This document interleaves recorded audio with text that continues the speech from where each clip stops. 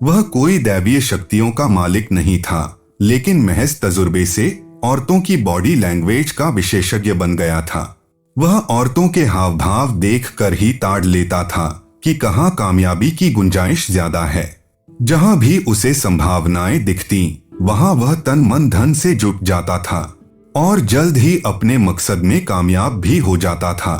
उसने कितनी औरतों से उनकी सहमति से शारीरिक संबंध बनाए थे, यह बताने को अब रामचरण जिंदा नहीं रहा, लेकिन कटनी के उसके जानने वाले बेहिचक बताते हैं कि ऐसी औरतों की तादाद किसी भी सूरत में दर्जन भर से कम नहीं हो सकती। कटनी के एक प्राइवेट स्कूल में ड्राइवर की नौकरी कर रहे रंगीन मिजाज रामचरण की एकलौती कमजोरी औरतें थीं। जवानी से ही उसे तरह तरह की औरतों से संबंध बनाने का शौक या रोग कुछ भी कह लें लग गया था। हालांकि घर में उसकी पत्नी थी जो जी जान से उसे चाहती थी और उसकी इस फितरत से वाकिफ भी थी, लेकिन घर गृहस्थी न उजड़े और बच्चों पर कलह का बुरा असर न पड़े, यह सोचकर उसने खामोश रहने में ही भलाई समझी। रामचरण की इन हरकतों का चूंकि घर गृहस्थी की सुख शांति पर कोई फर्क नहीं पड़ रहा था, इसलिए गाड़ी ठीक ठाक चल रही थी। रामचरण की एक और खूबी यह थी कि वह कभी किसी प्रेमिका से जोर जबरदस्ती नहीं करता था। कम पढ़े लिखे इस शख्स को यह ज्ञान जाने कहां से मिल गया था कि दो बालिग अगर सहमति से शारीरिक संबंध बनाते हैं तो उन्हें नाजायज करार देने वाले खुद गलत हैं। मर्जी के सौदे में यकीन करने वाले रामचरण को बीते कुछ सालों से लगने लगा था कि उसकी जिस्मानी ताकत और यौनोत्तेजना में कमी आ रही है, लिहाजा उसने कुछ आयुर्वेदिक और मर्दाना ताकत बढ़ाने वाली इश्तहारी दवाओं के बाद स्थायी रूप से वियाग्रा का सेवन शुरू कर दिया था, जो वाकई असरकारक दवा साबित हुई थी। स्कूल की जिंदगी में रम चुके रामचरण की ड्राइवरी का हर कोई कायल था और वक्त की पाबंदी व ईमानदारी के मामले में भी उसकी मिसाल दी जाती थी। इन सब खूबियों और बातों से परे रामचरण की खोजी निगाहें हर वक्त नए शिकार यानी ऐसी औरतों की तलाश करती रहती थीं, जिन्हें शीशे में उतार कर अपनी हवस मिटा सके। इसी तलाश में एक दिन उसने स्कूल की नई बाई चपरासी अंजलि बर्मन को देखा तो देखता ही रह गया। सांवली रंगत वाली अंजलि की उम्र 29 साल थी और वह खासी खूबसूरत और गठीले बदन की मालकिन थी। अंजलि को देखते ही इस अधेड़ बहेलिये ने जैसे मन ही मन संकल्प कर लिया कि जैसे भी हो इस चिड़िया का शिकार करना है। इस बाबत जब उसने अंजलि को अपने स्तर पर टटोला तो नतीजा उसके हक में आया, लेकिन इस बात का भी अंदाजा हुआ कि स्कूल की यह नईनवेली बाई आसानी से उसके काबू में नहीं आने वाली। इसके लिए उसे थोड़ी मेहनत करनी पड़ेगी। इस चुनौती को स्वीकार करते हुए उसने अपने नए मकसद की तरफ पहला कदम बढ़ा दिया। विधवा अंजलि 2 बच्चों की मां थी और कटनी की एक बस्ती में रह रही थी। ये दोनों बातें रामचरण को सुकून देने वाली थीं। अपने स्तर की छानबीन में उसे यह भी पता चला कि विधवा होने के बावजूद अंजलि का कोई प्रेमी या आशिक नहीं है, तो उसकी बाँछें और भी खिल उठीं। स्कूल में रोज अंजलि से उसका सामना होता था। रामचरण ने जब अपने स्टाइल में उससे नजदीकियां बढ़ानी शुरू की तो अंजलि चौंकी। इसकी वजह यह थी कि रामचरण उससे उम्र में लगभग 2 गुना था। साथ ही घर गृहस्थी तथा बाल बच्चेदार भी, इसके बाद भी वह उस पर डोरे डाल रहा था। लेकिन जल्दी ही कुछ बातें उसे अपने हक की लगने लगीं। अंजलि को भी सुरक्षित ढंग से मर्द की और जिस्मानी सुख की जरूरत थी। यह बात स्त्री मनोविज्ञान का ज्ञाता हो चुका रामचरण पहली बार में ही ताड़ गया था। इसी दिशा में कदम बढ़ाते हुए वह यही एहसास अंजलि को भी करा रहा था। जाहिर है किसी बाहरी नौजवान से अंजलि का नाम जुड़ता तो उसकी बदनामी होती और स्कूल वाले उसे नौकरी से बाहर करने में 1 मिनट भी न लगाते। एक तरह से रामचरण की बड़ी उम्र और सहकर्मी होना किसी भी तरह का शक पैदा न करने वाली बातें थीं।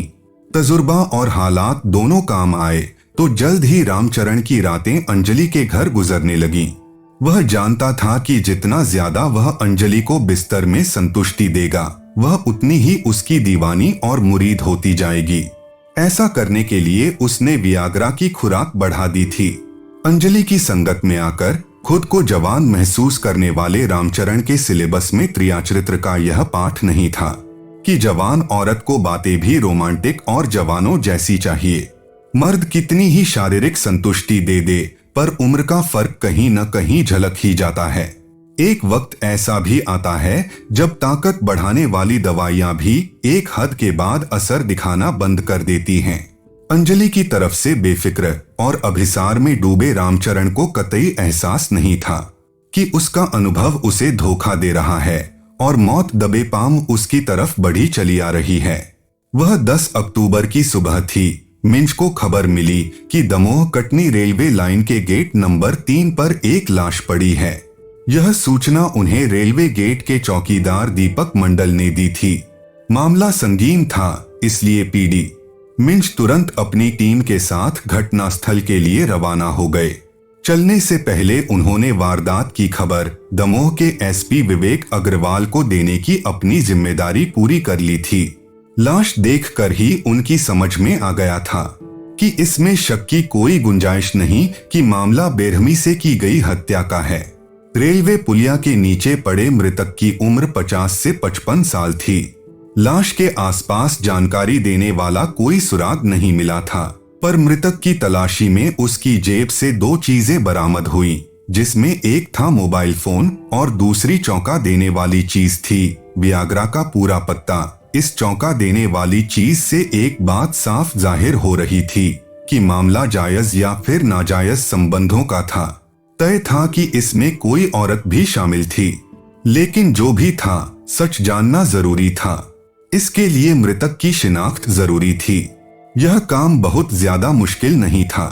लाश की जेब से मिले मोबाइल फोन के नंबरों ने मिनटों में साफ कर दिया कि मृतक का नाम रामचरण बर्मन है और वह यहाँ का रहने वाला है। रामचरण के फोन में मिले नंबरों पर बात करने से उसकी शिनाख्त तो हो गई, पर यह कोई नहीं बता सका कि वह कटनी से दमोह कैसे पहुंच गया था। उसकी पत्नी और घर वाले भी यह बात नहीं बता सके थे। मामला जल्द सुलझाने की गरज से एसपी ने एक टीम गठित कर दी। मामला हाथ में आते ही इस टीम ने सबसे पहले रामचरण की कॉल डिटेल्स खंगाली तो पता चला कि उसकी सबसे ज्यादा बातें अंजलि बर्मन से हुई थीं। दिलचस्प और मामला लगभग सुलझा देने वाली एक बात यह भी थी कि 9 अक्टूबर को अंजलि के मोबाइल फोन की लोकेशन मिल रही थी, जो घटनास्थल के नजदीक था। शक की कोई गुंजाइश नहीं थी कि हत्या की इस वारदात में अंजलि का हाथ न हो या वह इस कत्ल के बारे में न जानती हो। इसलिए जब उससे पूछताछ की गई तो शुरुआती नानुकुर के बाद उसने अपना जुर्म कबूल कर लिया। इसके बाद उसने जो कहानी सुनाई वह इस प्रकार थी। अपने और रामचरण के संबंधों की बात तो अंजलि ने नहीं स्वीकारी, लेकिन ईमानदारी से यह जरूर बता दिया कि हत्या में उसका साथ 28 साल के राहुल और 26 साल के अभय ने दिया था। अंजलि के मुताबिक रामचरण उस पर बुरी नजर रखता था और उससे नाजायज संबंध बनाने के लिए दबाव डाल रहा था। स्कूल में जान पहचान होने के बाद रामचरण ने सीधे शारीरिक संबंध बनाने की मांग कर डाली थी। अंजलि इनकार करने के साथ उससे दूरी बनाकर रहने लगी थी। तजुर्बेकार रामचरण ने आदत के मुताबिक इस इनकार को इकरार समझा और उसके पीछे पड़ गया। अक्सर आधी रात को वह फोन करके उससे बातें करते हुए शारीरिक संबंध बनाने के लिए कहता। पिछले कुछ दिनों से अंजलि की दोस्ती सूरज से हो गई थी। जब उसने अपनी यह परेशानी उसे बताई तो वह रामचरण को रास्ते से हटाने को तैयार हो गया। इस बाबत उसने अपने दोस्तों राहुल और अभय से बात की तो वे उसका साथ देने को तैयार हो गए। इसके बाद चारों ने मिलकर रामचरण की हत्या की योजना बनाई और फिर उस पर अमल कर डाला। इनका सोचना यह था कि रामचरण को कटनी से दूर ले जाकर मारा जाए तो लाश की शिनाख्त नहीं हो सकेगी और वे बच जाएंगे। योजना के मुताबिक हादसे के कुछ दिन पहले जब रामचरण ने अंजलि से जिस्मानी ताल्लुक बनाने की मांग की तो इस बार उसने मना करने के बजाय उसे उकसाने वाली बातें की। रामचरण को मेहनत रंग लाती दिखी। फोन पर अंजलि ने कहा था कि वाकई उसने उस जैसा दीवाना नहीं देखा, पर यहाँ कटनी में ऐसा करने से बदनामी हो सकती है, इसलिए इच्छा पूरी करने के लिए कहीं बाहर चलना पड़ेगा। रामचरण की हालत तो अंधा क्या चाहे दो आंखें वाली थी, इसलिए वह अंजलि के कहे अनुसार चलने को तैयार हो गया। तय हुआ कि काम करने से पहले दोनों एक मंदिर में दर्शन करेंगे। पहले अंजलि ने उसे करवा चौथ वाले दिन चलने को कहा था, पर औरतों के रसिया रामचरण को अपनी पत्नी की भावनाओं और व्रत का पूरा ख्याल था, इसलिए 9 अक्टूबर का दिन तय हुआ। स्त्रिया चरित्र तो अपना रंग दिखा ही रहा था, पुरुष चरित्र भी 19 नहीं था, जो यह कह रहा था कि करवा चौथ के दिन पत्नी का व्रत खुलवाना है, इसलिए अगले दिन चलेंगे। 9 अक्टूबर को तय वक्त पर रामचरण ने अंजलि को अपनी मोटरसाइकिल पर बैठाया और गांव की तरफ चल पड़ा। जाने से पहले उसने वियाग्रा का पूरा पत्ता खरीदकर जेब में रख लिया था। गांव जाने के बाद दोनों अंधेरा होने का इंतजार करने लगे, जिससे संबंध बनाने में सहूलियत हो। अंधेरा होते ही इस इलाके से वाकिफ रामचरण अंजलि को गांव की रेलवे पुलिया के नीचे ले गया, जहां आमतौर पर सुनसान रहता है। इसके पहले उसने वियाग्रा की 2 गोलियां खा ली थीं। रामचरण को जरा भी एहसास नहीं था कि प्रेसी भले ही पहलू में है, पर मौत भी उसके पीछे दौड़ रही है। सूरज और उसके दोस्त अंजलि के इशारे पर उनका पीछा कर रहे थे।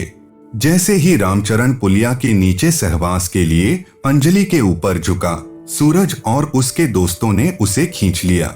इसके बाद तीनों ने रामचरण के साथ मारपीट करके उसका गला दबा दिया, फिर उसके सिर पर पत्थर से वार करके उसकी हत्या कर दी। हत्या करके चारों अपने गांव आ गए, पर मोबाइल फोन की लोकेशन ने इन्हें पकड़वा दिया। अंजलि का कहना था कि रामचरण उसे धमकी देता रहता था कि अगर उसने उसकी बात नहीं मानी तो वह सूरज और उसके प्रेम प्रसंग को आम कर देगा। अंजलि इस धमकी से डर गई थी, क्योंकि एक विधवा के प्रेम प्रसंग और नाजायज संबंधों से बदनामी होती तो उसकी नौकरी जानी तय थी। गांव में किसी ने अंजलि के पुलिस को दिए बयान से इत्तेफाक नहीं रखा।